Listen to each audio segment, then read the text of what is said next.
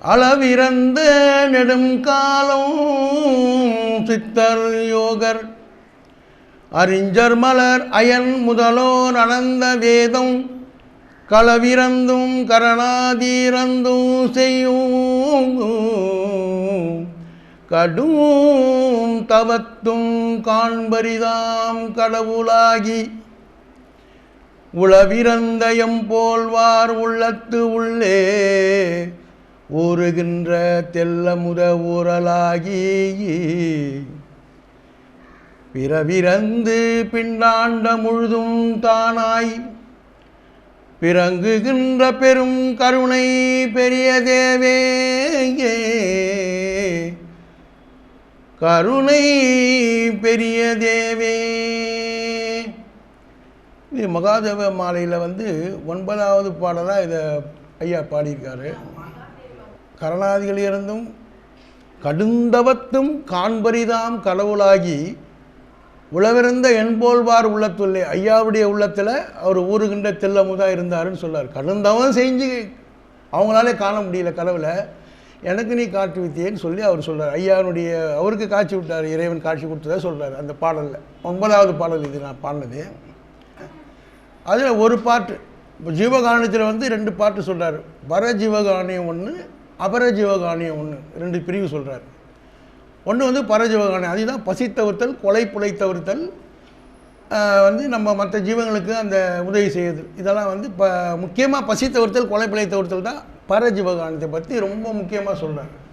அதை நம்ம கண்டிப்பாக எல்லோரும் கடைப்பிடிக்கணும் அப்படின்னு சொல்லிட்டு. ஏன்னா இப்போது அபரஜீவகானத்தை நான் சொல்கிறதெல்லாம் அதுவும் ஒரு துன்பம் தான், மனுஷனுக்கு ஏற்படுகின்ற துன்பங்கள் தான். ஆனால் அதெல்லாம் நம்ம கொஞ்சம் நாள் பொறுத்துக்கலாம். பசியை நம்மளால் பொறுக்க முடியாது. அதனால தான் அந்த பரஜீவகணத்தை ரொம்ப அவர் அழுத்தி அவர் ஒரு முக்கியமாக சொல்கிறார். அதை நான் ஏற்கனவே பேசினேன். சரி, இது நம்ம அடுத்த ஒரு தலைப்பு அபரஜீவகணத்தை பற்றி நம்ம வாய்ப்பு வந்தால் பேசுவோம் அப்படின்னு தான் நான் இதை சும்மா ஒரு ஷார்ட்டாக ஒரு குறிப்பு எடுத்து வச்சுருந்தேன். அது இறைவனுடைய அருளால் இன்றைக்கி அது கூடியிருக்கு அப்படின்னு தான் நான் சொல்கிறேன். நான் அபரஜீவகணத்தை நம்ம என்னென்ன இருக்குது அப்படின்னா, தாகம், தண்ணி. இப்போ தண்ணி திடீர்னு வெயிலில் போனால் தான் அது அருமை தெரியும். வெயிலில் போயிட்டு சுற்றிட்டு தண்ணி பாட்டில் எடுத்துகிட்டு போயிடுவாங்க சில பேர். அங்கே போய் நின்று ஐயோ தண்ணி கடிச்சா பரவாயில்லையே, முந்தியுமே தண்ணி இருக்காது. ஒரு பாட்டிலுக்கு தண்ணி வாங்கி குடிக்கலாம்னு கண்ணையில் இருந்தால் தானே வாங்கி குடிக்க முடியும். காசு வச்சுருப்பீங்க, ஆனால் தண்ணி இருக்காது. அந்த தாகத்தை யாராவது ஒருத்தர் ஐயா இந்தாங்க தண்ணின்னு கிட்டாந்து கொடுத்தாங்கன்னு வச்சுங்க, அப்போ நீங்கள் குடிச்சிங்கன்னா அதனுடைய அருமை தெரியும். அப்போ தான் அதுதான் சொல்கிறார், தாகத்தை தணிக்கிறதும் ஒரு புண்ணியம். அதே மாதிரி நோய்வாய்ப்பட்டு ஒரு உடம்பு சரியில்லாமல் இருக்காங்க, அவங்க ஒரு கொஞ்சம் வசதி இல்லை, கஷ்டப்படுறாங்க, ஏதோ நம்மளால் முடிஞ்ச ஒரு பண உபயோகம் பண்ணி அவங்களுக்கு ஒரு மருந்து மாத்திரை எதனா வாங்கி கொடுத்தீங்கன்னா அது ஒரு புண்ணியம் அப்படின்றாரு. அதே மாதிரி இச்சைன்னா என்னென்னா, இப்போ ஒரு பையனை படிக்க வைக்கணும், ஒரு பொண்ணு கல்யாணம் பண்ணணும். சார் என்கிட்ட கொஞ்சம் பணம் இல்லை சார், நீங்கள் ஏதாவது ஒரு உபயோகம் பண்ணிங்கன்னா நான் பண்ணுவேன் அப்படின்னு சொல்லி அந்த நம்மளால் முடிஞ்சது செய்யுங்க. இல்லையா இறைவன்கிட்ட ஒப்படைச்சிடுங்க. ஐயா கொஞ்சம் பார்த்துங்க, ஐயாவுக்கு தெரியும் எல்லாம், நமக்கு அவருக்கு தெரியாது எதுவும் கிடையாது. அவன் ஏன் அப்படி இருக்கிறான்றது அவருக்கு தெரியும். ஆனால் நம்மளால் முடிஞ்சது நம்ம செய்யணும். அம்மா சொன்ன மாதிரி இப்போ ஒருத்தன் ஜெயிலில் போடுறான்னா அவனுக்கு ஏன் சாப்பாடு கொடுக்குறாங்க, அது அது கொடுத்து தான் ஆகணும். அதெல்லாம் புறவினத்தார் சொல்கிறார். அகவினத்தார், புறவினத்தார். புறவினத்தாரில் நம்மளுடைய இதாக இல்லாக்கூட அவங்களுக்கு பசி தவிர்த்தல் மட்டும் செய்யுங்கன்னு சொல்கிறார். அதனால் அவங்களுக்கு ஜெயிலில் போட்டால், இப்போ ஜெயிலில் போடுறான் கவர்மெண்ட்டு தப்பு பண்ணவன், கொலை பண்ணவன், திருடினவன், அவங்களுக்குலாம் சாப்பாடு கொடுக்குறாங்கல்ல 3 வேளை. அப்போ நீ அவன் கொலை பண்ணிட்டான் அவனுக்கு பட்டினியாக போடுன்னு சொல்லியே, இல்லை அதை நம்ம செஞ்சு தான். அதே மாதிரி இந்த அபரஜீவகானத்தை ஒரு பிரிவாக இருக்கிற இச்சையை நம்மளால் முடிஞ்சது செய்யுங்க. செய்ய முடியலன்னா இறைவன்கிட்ட வேண்டிக்கலாம், ஐயா அது மாதிரி ஒரு உதவி செய்யுங்க. அதே மாதிரி ஒரு பயத்தை நீக்கிறது, ஒரு ஜுரம் வந்துடும், ஒரு உடம்பு சரியில்லாமல் வந்துடும், இல்லை ஏதாவது ஒரு நமக்கு நமக்கே ஒரு குடும்ப பிரச்சனை சூழ்நிலை அது மாதிரி வந்ததுன்னா ஒரு ஆறுதல் சொல்கிறது, பயப்படாதீங்க. இப்போ இந்த கொரோனா எடுத்துங்க உதாரணமாக, இந்த கொரோனா எவ்வளோ அவஸ்தைகள் இருக்குது. பயப்படுறான், சில பேர் பயப்படுறான், சில பேர் பயப்பட மாட்டான், சில பேர் இன்னும் இருக்குதுன்றான், இல்லைன்றான், என்னென்னமோ சொல்கிறான். இப்போ கொரோனாவில் பீட்டா, ஆல்பா, அப்புறம் இப்போ ஒமைக்ரான் வந்துருக்குது. இப்போ என்ன சொன்னாங்க, வரும் ரொம்ப நமக்கு பாதிக்கும் அப்படி இப்படின்னு சொன்னாங்க. இப்போ அது இதெல்லாம் இறைவனுடைய அருள் தான். மனிதர்களை திருத்தத்துக்கு இது ஒரு வாய்ப்பு கொடுத்துருக்கான் இறைவன். இப்போ திருந்துடா, நீ எவ்வளோ பணம் வச்சுருந்தாலும் உனக்கு வந்து பிரயோஜனம் இல்லை. மற்றவங்களுக்கு உபகாரம் பண்ணினா நீ தப்பிச்சுப்ப, இல்லைன்னு வச்சுக்கோ நீ பணத்தை வச்சுன்னு ஒன்றும் செய்ய முடியாதுன்றதுக்கு தான் ஒரு உதாரணம் இது. நம்மளால் முடிஞ்ச இதை மாதிரி டைமில் இப்போ வந்து இப்போ யாருக்காவது அன்னதானம் பண்ணுறது, ஒரு அவங்களுக்கு உதவி செய்கிறது, இதெல்லாம் செய்யணுன்றதுக்கு தான் இதெல்லாம் வர வச்சுருக்காங்க. அது நம்ம அந்த பயம் இப்போ வந்து ஒருத்தருக்கு வந்துருச்சுன்னா பயப்படாதீங்க, நல்லபடியாக ஆகிடும், இறைவன்கிட்ட வேண்டிக்கங்க அப்படின்னு நம்ம ஒரு தைரியத்தை சொல்லணும்.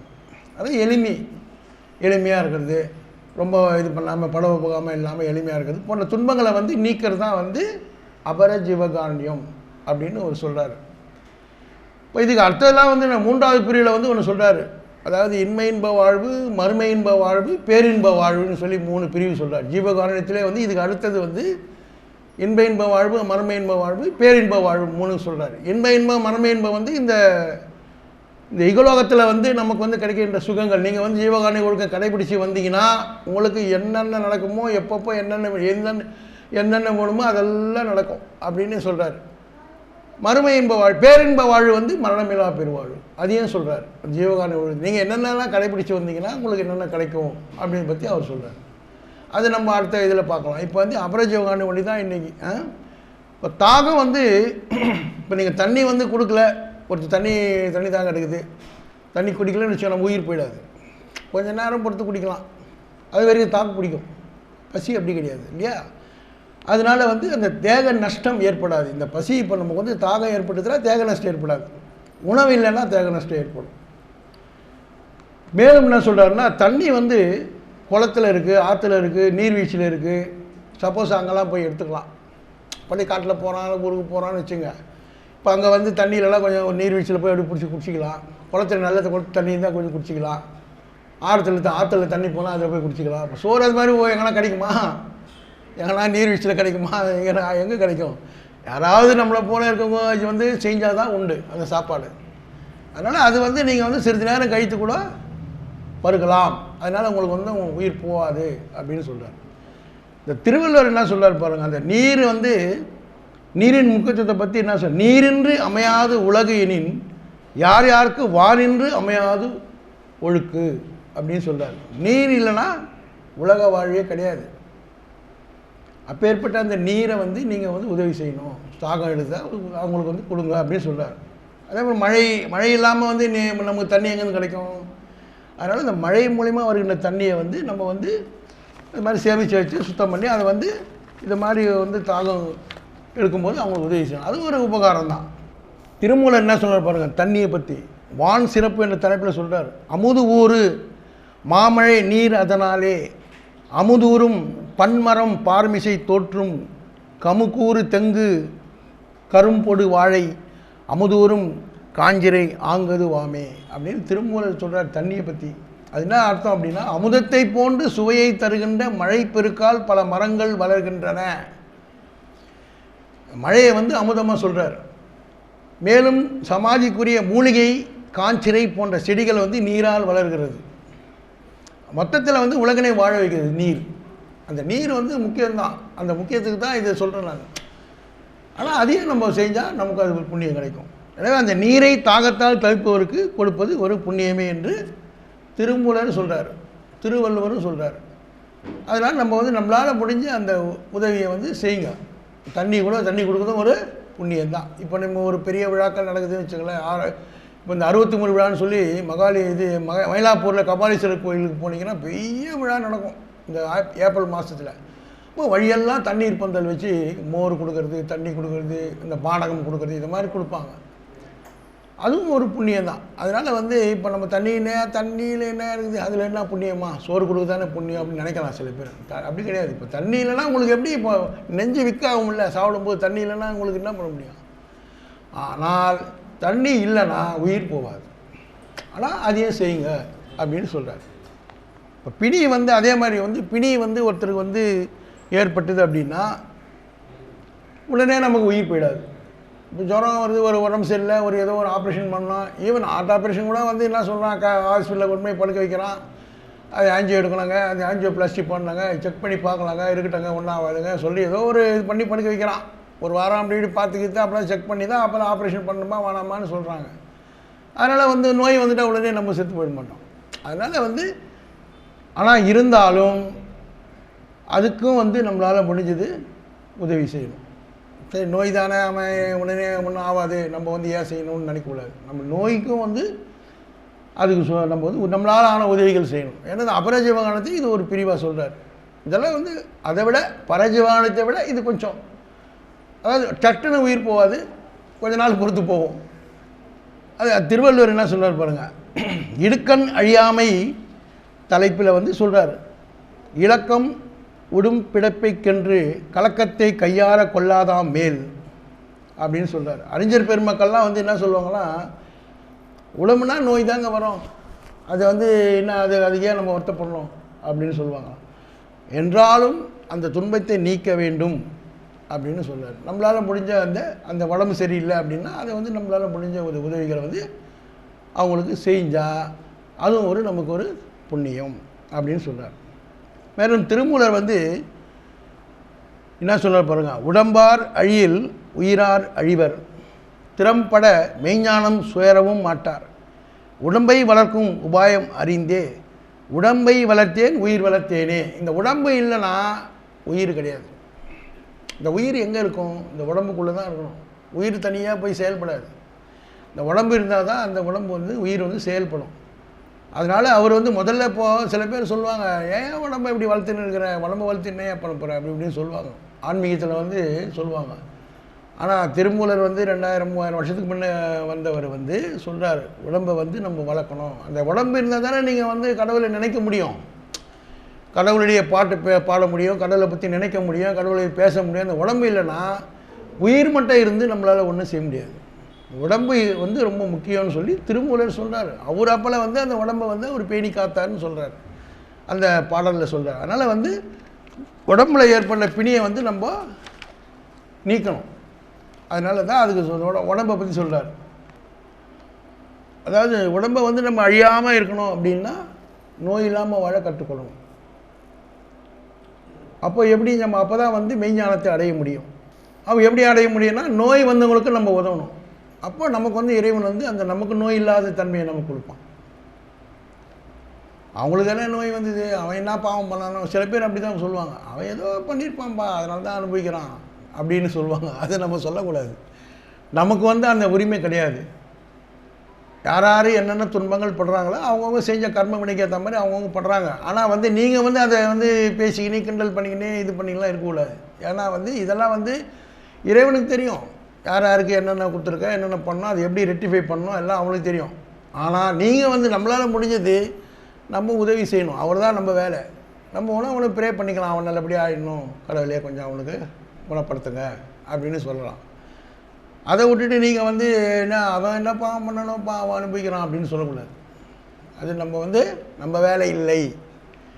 அது அரசனும் செய்கிறதில்ல, கவர்மெண்ட்டும் அது மாதிரி செய்கிறதில்ல. தப்பு பண்ணவங்களுக்கு தண்டனை வந்து கொடுக்குறாங்க, ஆனால் வேலைக்கு சாப்பாடு தண்ணி அவனுக்கு என்னென்ன வேணுமோ எல்லாம் கொடுத்துட்றாங்க. அதனால் நம்ம வந்து அதை வந்து இது பண்ணக்கூடாது.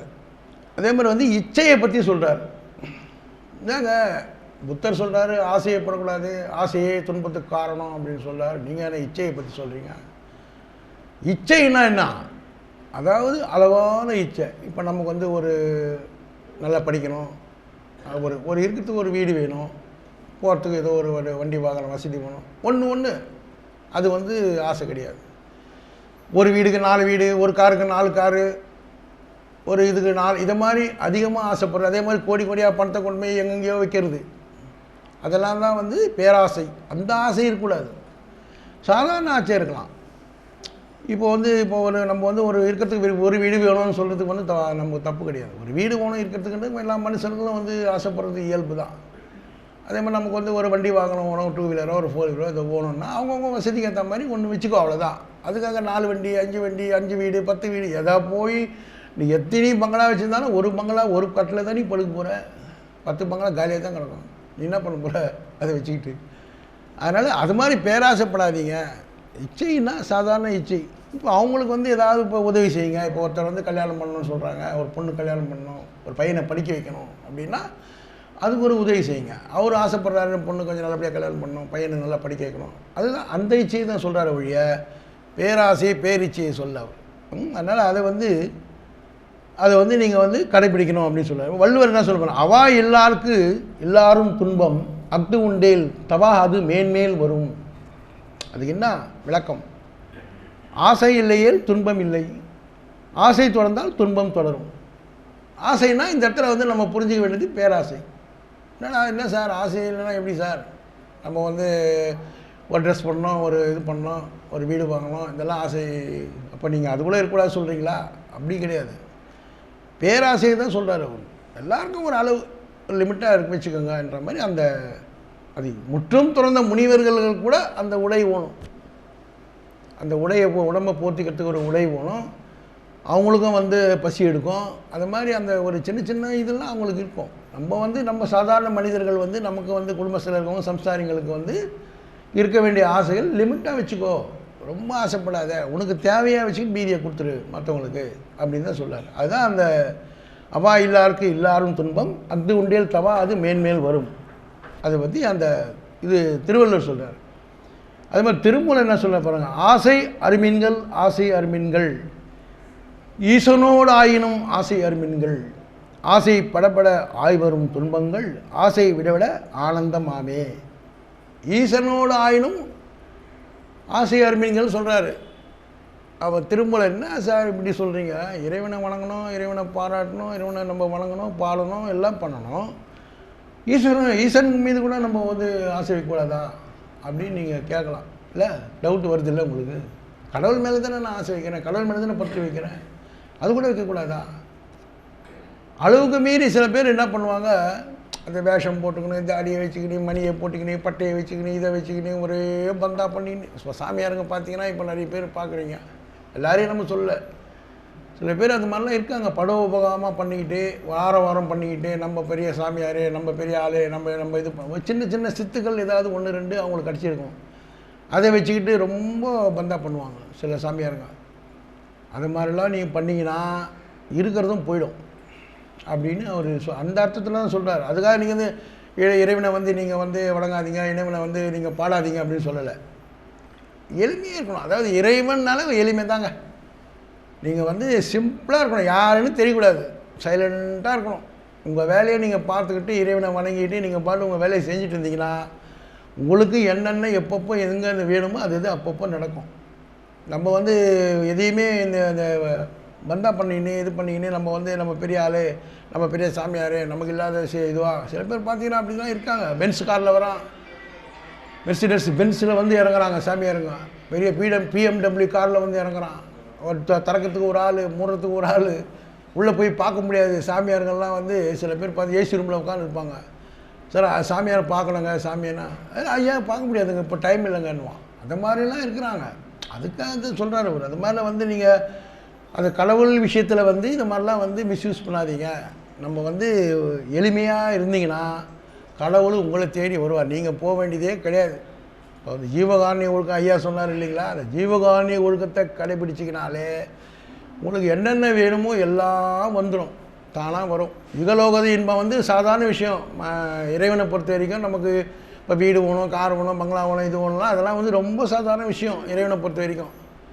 நீங்கள் பேரின்ப மறுமை இன்ப வாழ்வு வாழணும், அதுதான் வந்து மரணமில்லா பெருவாழ்வு. அதுக்கு வந்து நீங்கள் வந்து என்ன பண்ணணும், முயற்சி பண்ணி அதை வந்து நம்ம பண்ணணும். அதுக்கு தான் உண்மையான முயற்சி, உண்மையான தவம், உண்மையான அந்த ஒரு ஜீவகாருண்ய ஒழுக்கம் இதை கடைப்பிடிச்சி வந்தீங்கன்னா உங்களுக்கு அந்த இது கிடைக்கும் அப்படின்னு சொல்கிறாரு. சின்ன சின்ன ஆசைகள் நம்ம வந்து என்னென்ன சார், நம்ம வந்து நீங்கள் மனிதனாக இருக்கிறோம், நம்ம ஒரு குடும்பத்தில் இருக்கோம், ஒரு வேலை செய்கிறோம், ஒரு இது பண்ணுறோம், ஆசையை படக்கூடாதுன்னு சொன்னால் எப்படி சார்?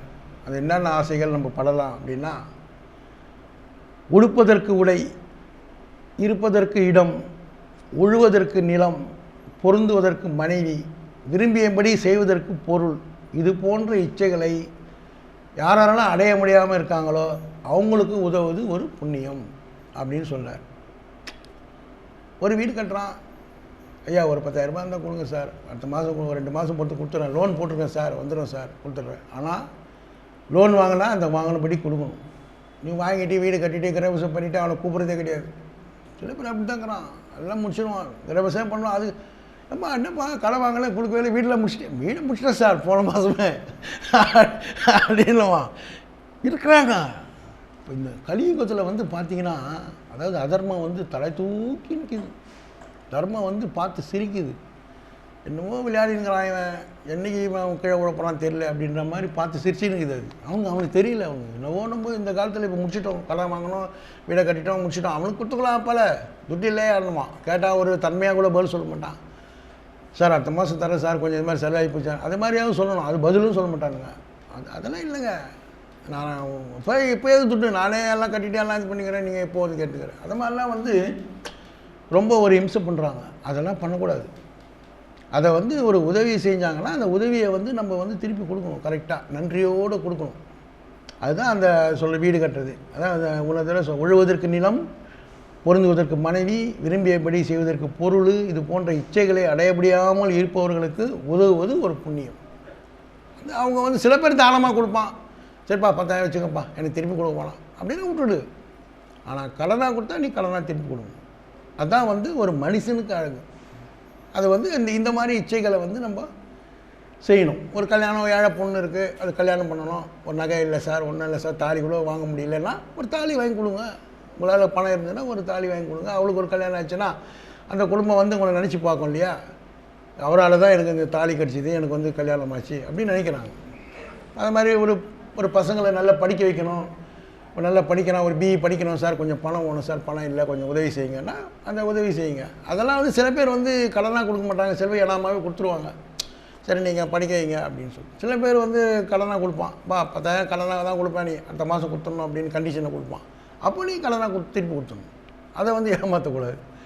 அந்த இச்சைகள் வந்து நம்ம வந்து அடையலாம். இந்த இச்சைகள் வந்து லிமிட்டாக வச்சுக்கோங்கன்றார். உங்களுக்கு என்ன வேணுமோ அதை வச்சுக்கோங்க, மற்றெல்லாம் விட்டுடுங்க அப்படின்னு சொன்னேன். அதே மாதிரி பயம், அதாவது பசி என்கின்ற அவத்தையை போக்குவர்கள் பயம் என்ற உணர்வை போக்க தயங்க மாட்டார்கள். இப்போ நீங்கள் பசியே உங்களுக்கு வந்து அவங்க போக்குறாங்கன்னா உங்களுக்கு பயம் வந்தால் ஒரு ஆறுதலோ ஏதோ ஒரு உதவி செய்யாமல் இருக்க மாட்டாங்க அப்படின்னு சொல்கிறார் ஐயா. அதனால் நீங்கள் பசியை வந்து அவங்க கண்டிப்பாக வந்து இப்போ பயத்தை வந்து கண்டிப்பாக நீக்குவாங்க. உங்களுக்கு வந்து அந்த மாதிரி ஏன்னா ஒரு பசியை நீக்கும் போது ஒரு சாதம் போடணும் அப்படின்னா ஒரு சோறு, ஒரு சாம்பார், ஒரு பொரியல், ஒரு தண்ணி, ரசம், இதை மாதிரிலாம் வைக்கணும். தண்ணி எடுத்து கொடுத்துடலாம், அது ஈஸி. அதே மாதிரி நோய் நீக்கணும்னா ஒரு மாத்திரை வாங்கி கொடுத்துடலாம், இல்லை கொஞ்சம் ஒரு 100 50 கொடுத்துடலாம், சரியாக போயிடும். ஆனால் சாப்பாடு போடுறது சோத்தையாக கொடுப்பீங்க. ஒரு சோறு போடுறீங்கன்னா ஒரு சாதம், ஒரு குழம்பு, ஏதோ அவனுக்கும் கொஞ்சம் ஒரு செஞ்சால் அவர் அது ஒழுங்காக செய்யணும். அப்போ அப்பேற்பட்ட அந்த சாதத்தை நீங்கள் பசிக்கு நீக்கிறவன் வந்து இதை மாதிரி சின்ன சின்ன இச்சைகளை நீக்காமல் இருக்க மாட்டாங்க. அவங்க கண்டிப்பாக அந்த இச்சையை வந்து நீக்குவாங்க அப்படின்னு சொல்கிறார். அந்த பயம் தான் அது மாதிரி தான் கண்டிப்பாக நீக்குவாங்க அப்படின்னு சொல்கிறார். மகாகவி பாரதியார் வந்து பயத்தை பற்றி சொல்கிறார் பாருங்கள். அச்சமில்லை அச்சமில்லை அச்சம் என்பதில்லையே, இச்சகத்திலே எல்லாரும் எதிர்த்து நின்ற போதிலும் அச்சமில்லை அச்சமில்லை அச்சம் என்பதில்லையே, உச்சி மீது வானிருந்து விழுகின்ற போதிலும் அச்சமில்லை அச்சமில்லை அச்சம் இல்லையேன்னு ஞான தொகுப்புன்னு ஒரு தொகுப்பில் பாடியிருக்கார் அவர். அச்சப்படாதீங்க. ஐயாவும் அது என்ன சொல்கிறாரு, இப்போ அதாவது என்ன சொல்கிறாரு, சாப்பாட்டில் கண்ட்ரோலாக இருக்கணும், மைதானத்தில் கண்ட்ரோலாக இருக்கணும், பயப்படாதீங்க, தூக்கத்தில் கண்ட்ரோலாக இருங்க, இதெல்லாம் அவர் சொல்கிறாரு, ஒழுக்கத்தில் சொல்கிறாரு ஐயா நமக்கு. அப்போ அந்த பயம் வந்து நம்ம இருக்கக்கூடாது. அது பாரதியார் சொல்லியிருக்கார் பாட்டில். அச்சப்படாதையா, அச்சமில்லை அச்சமில்லை ஜகத்திலே எல்லாரும் எதிர்த்து நின்ற போதிலும் அச்சமில்லை அச்சமில்லை அச்சமில்லை, உச்சி மீது வானே எழுந்து ஊந்தாலும் பயப்படாத அப்படின்னு அவர் சொல்கிறார். அந்த பயத்தை வந்து நீங்கள் எதுக்குமே சும்மா ஒன்றுத்துக்கும் இல்லாத விஷயத்துக்கெல்லாம் பயந்து நிற்கக்கூடாது. நம்ம அதுக்கு உதாரணத்துக்கு சொல்கிறார் அவர். அதை வந்து நீங்கள் வந்து பயமாமல் இருங்க. இப்போ கொரோனா வருது, ஒமைக்ரான் வருது, அந்த பயம் இப்போ நான் ஏற்கனவே சொன்ன மாதிரி அதெல்லாம் வந்து நீங்கள் பயப்படாதீங்கன்னு சொல்லி ஒரு ஆறுதல் சொல்லி அவங்களுக்கு வந்து நீங்கள் வந்து இது பண்ணணும். அதே மாதிரி எளிமையை பற்றி என்ன சொல்கிறார் பாருங்கள். சுதந்திரமற்ற ஜீவர்களது எளிமையை நீக்குவது ஒரு புண்ணியமாகும். அதாவது சுதந்திரமற்ற ஜீவர்கள்னால் யார்? பழங்குடி மக்கள், மலைவாழ் மக்கள், ரொம்பவுமே வசதி இல்லாத அவங்களுக்கு வந்து உடுத்துக்கிறதுக்கு கூட இருக்காது, சாப்பாடு இருக்காது, கல்வி அறிவு இருக்காது, போக்குவரத்து இருக்காது, ஒரு மின்சார கனெக்ஷன் இருக்காது, எதுவுமே இருக்காது. அவங்களுக்குலாம் வந்து நீங்கள் வந்து அவங்களாம் ரொம்ப பார்த்தோன்னா ஒரு அழுக்கு ட்ரெஸ்ஸு போட்டிருப்பாங்க, அவங்களுக்கு வந்து மாற்றத்துக்கு கூட ட்ரெஸ் இருக்காது, அது மாதிரிலாம் கிழிஞ்சிருக்கும், அது மாதிரிலாம் இருக்கும். அப்போ அவங்களுக்குலாம் வந்து நீங்கள் வந்து அந்த எளிமையை வந்து நீக்குங்க. அவங்களுக்கு வந்து ஒரு ட்ரெஸ்ஸு கொடுங்க, அவங்களுக்கு வந்து ஒரு ஒரு உடம்பு சரியில்லைனா ஒரு மருத்துவம் பண்ணுங்கள், அவங்களுக்கு வந்து ஒரு உங்களால் முடிஞ்சால் ஏதாவது ஒரு பொருள் உதவி பண்ணுங்கள், ஒரு ஒரு இடம் வாங்கிக்க, ஒரு குடிசை போட்டுக்கையா, நான் ஒரு 10,000 ஒரு குடிசை போட்டுக்கோ. அது மாதிரிலாம் சின்ன சின்ன உதவிகள் வந்து அந்த செஞ்சிங்கன்னா இதுவும் வந்து ஒரு அபரஜீவகாணியத்தில் ஒரு புண்ணியம் அப்படின்னு சொல்கிறார். ஆக வந்து நமக்கு இப்போ தாகம், பிணி, இச்சை, பயம் மற்றும் எளிமை போன்ற துன்பங்களால் ஜீவர்கள் துன்பப்படும் போது அவர்களுக்கு அத்துன்பத்தை நீக்க உதவுவது ஒரு புண்ணியமே, அதுவே அபரஜீவகாணியம் அப்படின்னு சொல்கிறார். நம்மளால் முடிஞ்சது இப்போ இந்த டாப்பிக்கில் வந்து உங்களுக்கு வந்து எது முடியுமோ அது நீங்கள் செய்யுங்க. உங்களால் உங்கள் தரத்துக்கு ஒத்தவாறு நீங்கள் வந்து உதவி செஞ்சிங்கன்னா உங்களுக்கு கண்டிப்பாக வந்து இறைவனுடைய அருள் கிடைக்கும் அப்படின்னு சொல்கிறார். இறுதியாக வந்து ஒரே ஒரு பாட்டு பாடிட்டு, மருந்தறியேன் மணி அறியேன் மந்திரம் ஒன்றறியேன், மருந்தறியேன் மணி அறியேன் மந்திரம் ஒன்றறியேன், மதியறியேன் விதியறியேன், மதியறியேன் விதியறியேன் வாழ்க்கை நிலையறியேன், மருந்தறியேன் மணியறியேன் மந்திரம் ஒன்றறியேன், திருந்தறியேன் திருவருளின் செயலறியேன், திருந்தறியேன் திருவருளின் செயலறியேன், அறந்தான் செய்தறியேன் மனமடங்கும் திறத்தினில் ஓரிடத்தே இருந்தறியேன், மருந்தறியேன் மணியறியேன் மந்திரம் ஒன்றறியேன்,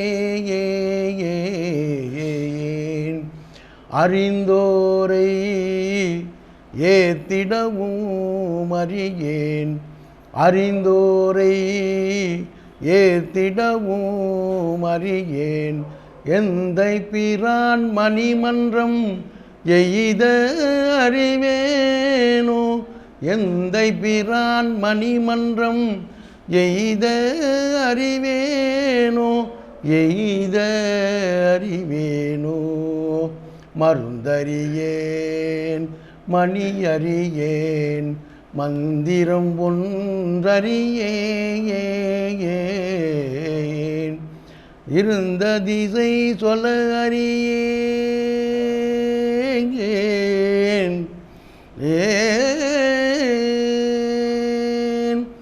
இருந்த திசை சொல்ல அறியேன், எங்கனம் நான் புகுவேன், யார் குறைப்பேன்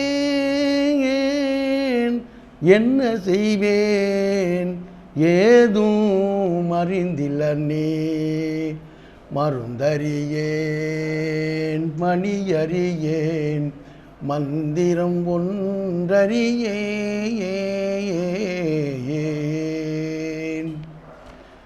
அருட்பெரும் ஜோதி அருட்பெரும் ஜோதியே தனி பெரும் கருணை, அருட்பெரும் ஜோதியே.